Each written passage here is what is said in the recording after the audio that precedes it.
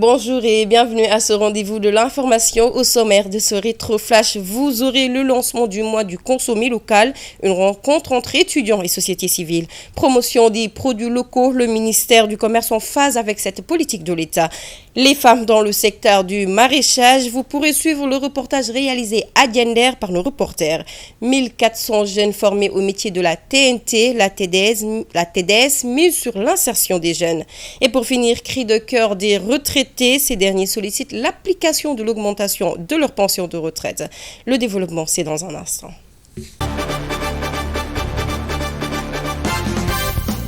Bonjour et bienvenue. Je vous le disais tantôt, le ministre du Commerce et des petites et moyennes entreprises avait présidé jeudi passé le lancement du mois du consommé local, une journée d'échange entre étudiants et sociétés civiles autour du thème retenu la technologie appliquée à la sécurité électronique pour promouvoir le développement des PME et des PMI. Suivons le compte-rendu de cette cérémonie avec Moussoundia et Léa. Dans le cadre des efforts pour assurer la sécurité alimentaire et nutritionnelle, la valorisation des produits locaux pour une alimentation saine à des prix abordables fait l'objet d'une attention accrue de la part du directeur général de la société Sécurisons. J'ai eu le privilège d'avoir été invité par Madame le ministre du Commerce pour participer à cette journée-là d'échange avec les étudiants, d'échange avec la société sénégalaise dans le cadre justement de la promotion du consommé local. Consommé local qui est un concept aujourd'hui qui vient d'une directive du chef de l'État et qui s'inscrit aussi bien dans le cadre de la consommation alimentaire, agricole, mais également et surtout, et c'est tout le sens de l'invitation, j'allais dire dans le domaine des services et de la production technologique. Le thème qui m'a été attribué pour que j'en échange avec les gens, c'est la technologie donc appliquée à la sécurité électronique pour promouvoir un peu le développement des PME et des PMI. Par ailleurs, le responsable de la coopération marketing de l'Institut privé de gestion IPG trouve cet échange entre étudiants et la société sénégalaise dans le cadre de la promotion du consommé local très intéressant. Le consommé local au Sénégal est aujourd'hui une occasion que nous avons d'écouter en marge avec les masterclass, d'écouter des exemples de réussite dans l'entrepreneuriat, mais également de convoquer le monde de la science, parce qu'on a vu des scientifiques de haut niveau qui ont développé des communications à l'endroit de jeunes, notamment des étudiants. Je me présente, je m'appelle M. Diouf Mohamed, je suis conseiller spécial de M. le directeur général du groupe IPG ISTI. Je suis également responsable de la coopération internationale et du marketing. À cette occasion, j'ai représenté ce matin monsieur le directeur général empêché et nous sommes aussi invités d'honneur de ces masterclass. Nous nous réjouissons particulièrement de l'initiative prise par le ministère du Commerce. Toutefois, le représentant du groupe IPG nous informe qu'ils ont attesté une convention avec le ministère du Commerce pour que les jeunes continuent toujours dans l'entrepreneuriat. Les étudiants qui sont là, c'est une jeunesse qui trouve de très bons exemples. Des exemples, disons, à méditer, qui sont une source d'inspiration. L'entrepreneuriat, nous le disons parce que nous avons signé un partenariat avec le ministère du Commerce sur l'entrepreneuriat. Nous avons même un club de l'entrepreneuriat que nous sommes en train de mettre en place, le groupe IPG ici. Et les jeunes doivent entreprendre.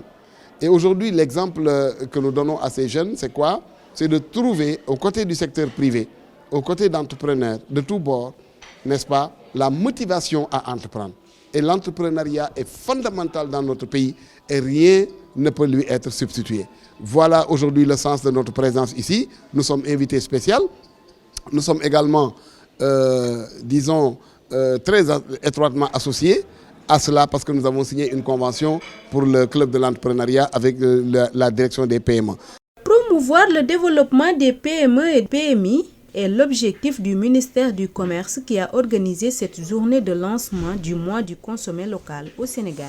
Et nous restons toujours avec le ministre du Commerce qui a fait également la promotion du consommé local. Selon Aminata Assom Diatta, consommer local est un acte patriotique. C'est ainsi qu'elle invite les Africains à s'intéresser davantage aux produits locaux. Suivons à cet effet ce reportage signé Moussou Ndiaye et Abdoulaye Wade. Consommer des produits et aliments que nous produisons au Sénégal contribue forcément au bien-être de l'organisme. C'est ce que nous révèle Mbatiam Nord-Siarl, situé à 120 km de Saint-Louis. Le riz de la vallée, ce qui nous différencie de riz, je vais dire, importé, c'est que le riz de la vallée est un riz neuf. Donc, nous mettons sur le marché un riz neuf qui est produit dans l'année, disons sur vu qu'on fait deux cultures, donc on pratique la double culture. Donc ça veut dire que le riz que nous consommons, c'est un riz neuf. C'est sur 6 mois, on produit le riz, on le transforme et on le commercialise. Et alors que le riz importé, le processus, le temps qu'il prend pour la transformation, le stockage, le transport aussi vers le Sénégal, et le stockage encore et le temps qu'on le stocke ici encore et qu'on le commercialise, ce temps-là, ce riz va accumuler des substances comme l'amidon qui est source aussi de diabète. En outre, le représentant du projet Kaural de Tambacounda nous parle de leur travail, mais aussi de leurs difficultés auxquelles ils voudraient des solutions. Nous sommes une petite entreprise qui est en phase de développement, donc qui mérite d'être appuyée. Moi qui vous parle, j'étais étudiant à l'université Cheikh Anta Diop de Dakar. J'ai eu ma licence en histoire et géographie. C'est par la suite que j'ai décidé donc de m'engager dans l'agriculture, donc plus particulièrement donc dans la production bananière. Donc en ce moment on a plusieurs difficultés, à savoir donc la commercialisation, donc ainsi que les stocks.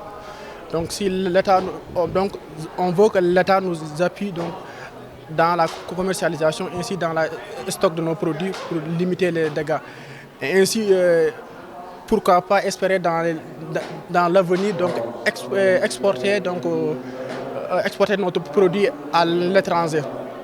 Par ailleurs, le chargé du groupe projet de sédiments, qui est un pur produit de chez nous, est connu de tout le marché sénégalais, fait de la consommation locale son credo. Nous sommes tout simplement là pour répondre à l'appel du ministère du Commerce et des petites et moyennes entreprises qui a justement lancé sa première édition du mois du consommé local, insufflé par le chef de l'État, justement pour répondre à cet appel de la fierté nationale, de la fierté sénégalaise, parce que nous devons d'abord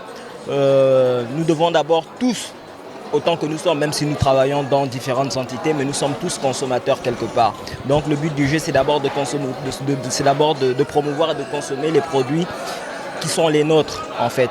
Et donc Sedima étant une industrie forte de ce pays, donc nous nous sommes sentis obligés de répondre à cet appel et de venir justement remonter et donner cette fierté nationale et cette identité, représenter cette identité nationale, on va dire en quelque sorte. Pour rappel, c'était la première édition du mois du consommé local à la Foire internationale de Dakar dans le contexte de valoriser l'expertise locale des Africains. L'actualité, c'est aussi la formation de 1400 jeunes au métier de la TNT. La télédiffusion du Sénégal avait procédé à leur formation au moment où le Sénégal est passé de l'analogique au numérique. Une opportunité pour la TDS d'outiller ces jeunes et de les insérer dans le monde professionnel. La cérémonie de clôture s'est tenue à Rufisque en collaboration avec la mairie de la ville. Suivant à cet effet ce compte rendu signé Ndeye Fatouka et Abdoulaye Wade. Et c'est la ville de culture et d'histoire qui a accueilli la cérémonie de clôture de la formation des 1400 jeunes au métier du numérique sur l'ensemble du territoire. Nous avions démarré avec NSUP à Dakar en formant les 70 formateurs et qui nous ont accompagnés. Aujourd'hui, on a l'épilogue de ce processus et le programme est achevé. Donc le pilote de 1400 jeunes formés a été finalisé ici à Rufisque. Après 4 jours de formation, les récipiendaires tiennent fièrement leur attestation qui est une porte vers la maîtrise du numérique. Ça pourra nous aider aussi à se focaliser sur les nouveaux NTIC, comme on le dit, c'est-à-dire de l'analogie vers le numérique. Là, on saura régler des décodeurs, comment ça fonctionne, comment orienter une chaîne et aussi comment rechercher des chaînes et comment activer aussi la puce du décodeur. Et c'est le problème de l'emploi dans le pays qui commence à trouver des solutions grâce à l'accompagnement de la TDS aux jeunes.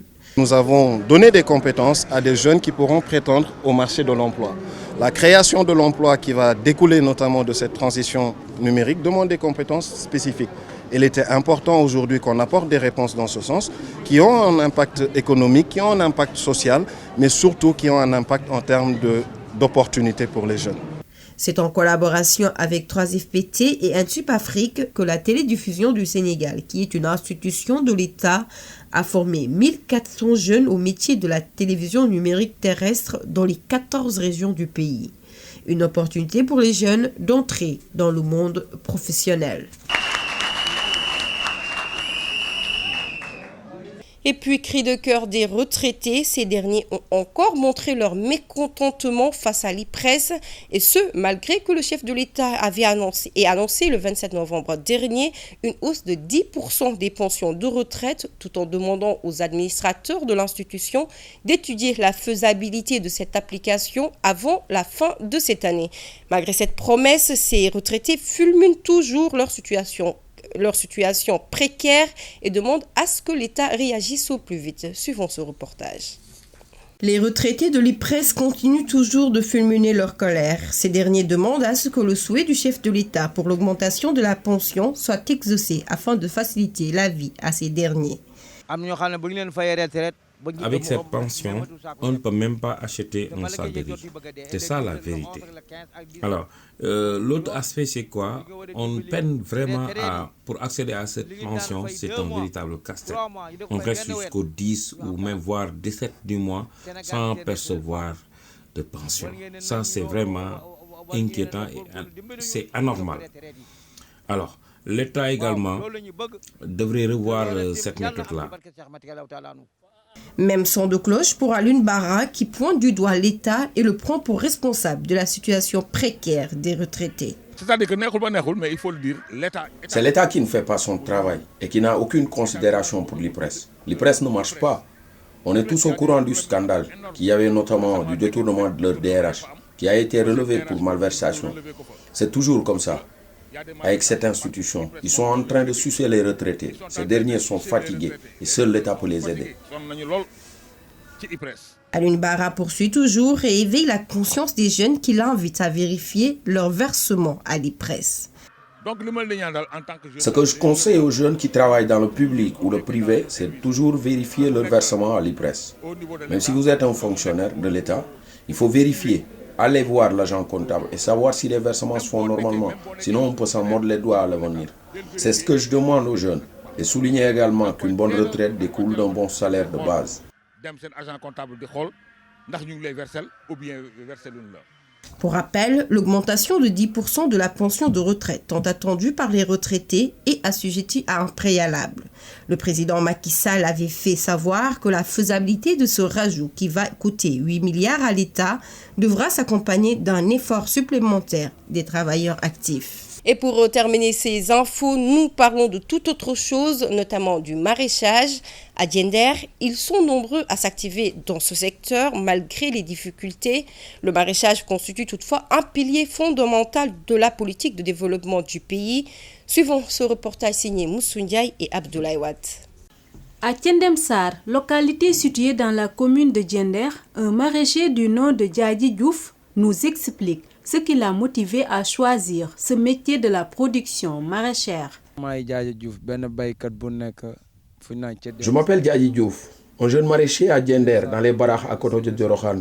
Je me lève tous les jours à 3 h du matin pour venir cultiver mon chou.